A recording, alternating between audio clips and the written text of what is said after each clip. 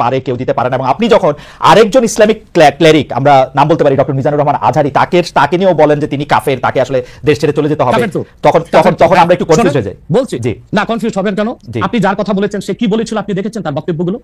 আমি দেখেছি, কিন্তু শোনেন কথা শোনেন। জি, তাকে বলুন, সে তো আমার ছাত্র, তাকে জিজ্ঞেস করুন। 2007 সালে সে আমার থেকে সবক নিয়েছে দারুন রাজার মাদ্রাসায়। আমি তার টিচার, আমি তার শিক্ষক, এবং তার শিক্ষকরাও আমাকে শিক্ষক মানে। অতএব সে যদি, দেখুন আপনাকে পিছন থেকে বলতে হচ্ছে, আপনি সময় দিতে হবে আমাকে।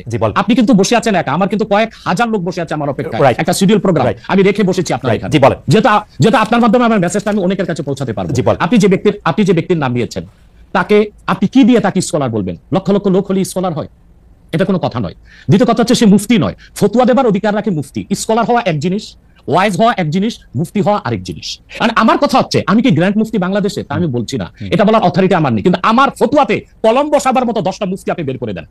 এখন অন্য মুফতিরা বলছে না কেন, সেটা একটা সাহসিকতার বিষয় আছে, সেটা আরো কোনো তাদের প্রতিবন্ধকতা থাকতে পারে। যেমন আপনি দেখেছেন আওয়ামী শাসনের সময় দেশের অনেক বড় বড় আলেম শেখ হাসিনা দালালি করেছে, তো তারা কি এমন কোন ফতোয়া দিবে যে সরকার বেকায়দায় পড়ে?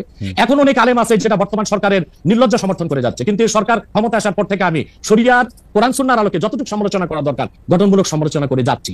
আর আমাদের মতো 2-4-10 জন যারা মিডিয়াতে আছে তারাই কিন্তু দেশের আলেম না, হাজার হাজার আলেম ওলামা পীর মাশায়েখ নীরবে নিভৃতে নির্জনে ইসলামের খেদমত করে যাচ্ছে, তাদের মতামতটাও দেখতে হবে। এখন যারা ফ্রন্টে চলে এসেছে, মিডিয়াতে চলে এসেছে, সেলিব্রিটি হয়ে গেছে, তারাই কি বললো সেটা দেখার বিষয় না। এখানে তো যদি আপনি একটা প্রশ্ন আনেন যে আসলে স্বাধীনকে ক্ষমা পেতে পারে কিনা, বা রাষ্ট্র যদি স্বাধীনকে পৃষ্ঠপোষকতা দেয়, তার শাস্তি নির্ধারণ না করে, তাহলে কোনো জনগণ বিচারটা হাতে করতে পারবে কিনা? আপনি দেখুন পৃথিবীতে যত অভ্যুত্থান ও বিপ্লব হয়েছে জনগণ আইনকে হাতে তুলে নিয়েছে। আপনি 5ই আগস্ট দেখেন বাংলাদেশে রাষ্ট্র ক্ষমতা যে এসেছে বর্তমান সরকার, এটা গণতান্ত্রিক পদ্ধতিতে হয় নাই, ছাত্র জনতা আইনকে হাতে তুলে নিয়েছিল। এই বিপ্লবকে আপনি অবৈধ বলবেন? যে 6-7 জন সমন্বয়ক নেতৃত্ব দিয়েছে তাদেরকে আপনি সন্ত্রাসী বলবেন? না, কিছু করার ছিল না। 15 বছরে যে জগদ্দল পাথর ফেসিবাদী হাসিনা বসেছিল, গণতান্ত্রিক পদ্ধতিতে এটাকে সরানো সম্ভব হয় নাই, আইনকে হাতে তুলে নিতে হয়েছে। অতএব যদি গণতন্ত্রের স্বার্থ রক্ষায় আইনকে হাতে তুলে নেওয়া যায়, আল্লাহ তার হাবিবের সুমহান ইজ্জত এবং স্বার্থে, আল্লাহ তার হাবিব সাল্লাল্লাহু আলাইহি ওয়াসাল্লামের ইজ্জতের বিপক্ষে কেউ কথা বলবে এবং ধারাবাহিকভাবে শাস্তি পাবে না, চলতেই থাকবে। আমরা শুধু মিটিং মিছিল করে লাঠি পেটা খাবো আর গুলি নিব। স্যার আপনার কাছে মনে হয় না, স্যার আপনার কাছে মনে হয় না এটা আপনার কাছে মনে হয় না এটা আপনার পয়েন্ট অফ ভিউ? বিকজ আপনি যা বলছেন, হ্যাঁ আপনি এটা ঠিক যে আপনি তো একজন স্কলার, শিক্ষক, পড়াচ্ছেন, এবং আপনি গ্র্যান্ড মুফতি না হলে একজন মুফতি, কিন্তু আমরা ধরেন আমি এখন কথা বললাম হচ্ছে যে বাংলাদেশে কিন্তু এটাও প্রচলিত যে যারা বলতেছে যে তারা আসলে যা কিছু পরীক্ষিত হাদিস নয়, যা কিছু পরীক্ষিতভাবে কোরআনের ফয়সালা নয়, তারা তা মানতে চান না। ধরা যাক ঈদে মিলাদুন্নবী সম্পর্কে তাদের একটা বয়ান আছে, তাদের আরো অনেক কিছু নিয়ে তাদের একটা বয়ান আছে। তাদের মধ্যে থেকেও কেউ কেউ আছেন যারা মক্কা মদিনায় বড় বড় জায়গায় আলেমের কাজ করতেছেন। আমি আব্দুর রাজ্জাক বিন ইউসুফের কথা বলতে পারি, আরো আপনি জানেন কাদের কথা বলছি। তাদের কেউ কেউ মনে করেন আপনার পথ তো আসলে ঠিক না। 1, 2 হচ্ছে আপনি যার কথা যেভাবে বলতেছেন যে ধরেন মিজানুর রহমান আজহারি কি আসলে একজন স্কলার কিনা। এখন কেউ কেউ তো এই প্রশ্ন তুলেছেন যে জনাব এনায়েতুল্লাহ আব্বাসীও যথেষ্ট পরিমাণে এই জায়গায় আছেন কিনা। সেজন্য আমি জানতে চাইছিলাম যে আপনি যখন আইন হাতে তুলে নেওয়ার কথা বলেন স্যার, সেইটা কি আপনি কিভাবে তার যোগ্য, এবং আপনি ছাড়া আর কে আছেন এটার মধ্যে যোগ্যতার জায়গায় আর কি? আমি এখন বলছি, আমি মনে করি আমি গ্র্যান্ড মুফতি বাংলাদেশের। আচ্ছা, আপনি মনে করছেন আপনি গ্র্যান্ড মুফতি? ওকে, এবং এটা আমি চ্যালেঞ্জে ওকে ওকে এইটা বললে আমার ফতোয়ার বিপক্ষে, আমি শোনেন, আমার ফতোয়ার বিপক্ষে যে যাচ্ছে তাকে আমার সাথে বসান, আপনার প্ল্যাটফর্মে বসান। দ্বিতীয় কথা হচ্ছে ঈদে মিলাদুন্নবী নিয়ে যে আপনি প্রশ্ন করেছেন, ঈদে মিলাদুন্নবী সাল্লাল্লাহু আলাইহি ওয়াসাল্লাম নিয়ে অনেক ডিবেট হয়েছে, এবং ঈদে মিলাদুন্নবীর পক্ষে যারা, তারাই বিজয়ী হয়েছে। আর বাংলাদেশে ওলামায়ে দেওবন্দের একটা বিরাট অংশ যারা মূল ধারার, তারা কিন্তু ঈদে মিলাদুন্নবী নিয়ে কখনো বিরোধিতা করে না।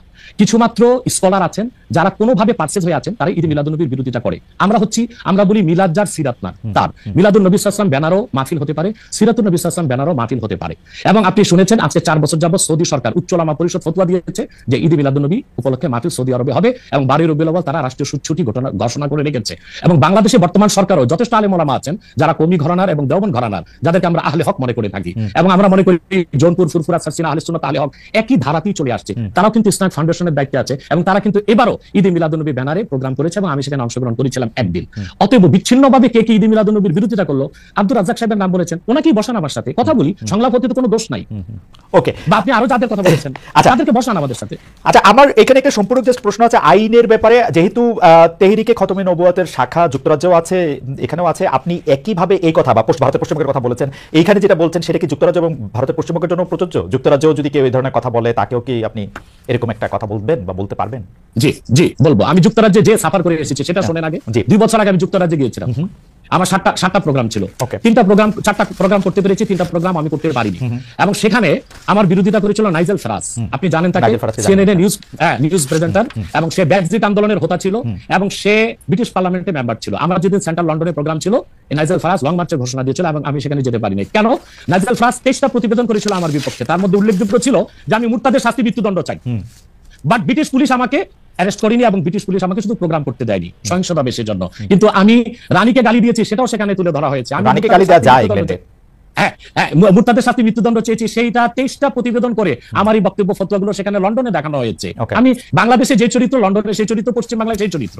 ওকে, আমি এবার একটু, আপনি যেহেতু মুফতি এবং নিজেকে পরিচয় দিলেন গ্র্যান্ড মুফতি, আমি একটা বিষয় মনে করি আপনাকে একটা বিষয় একটু আপনার দৃষ্টি আকর্ষণ করতে চাই। সেটি হচ্ছে যে আপনি মানে আপনার কাছ থেকে বুঝে নিতে চাই স্যার, যে যদিও আপনি আসলেই আমার চেয়ে বয়সে ছোট, কিন্তু আসলে বিদ্যায়, বুদ্ধিতে, শিক্ষায়, অনেক কিছুতে মানে জ্ঞানে আপনি আমার চেয়ে বড় বলে আপনাকে স্যার সম্বোধন করতে হবে না।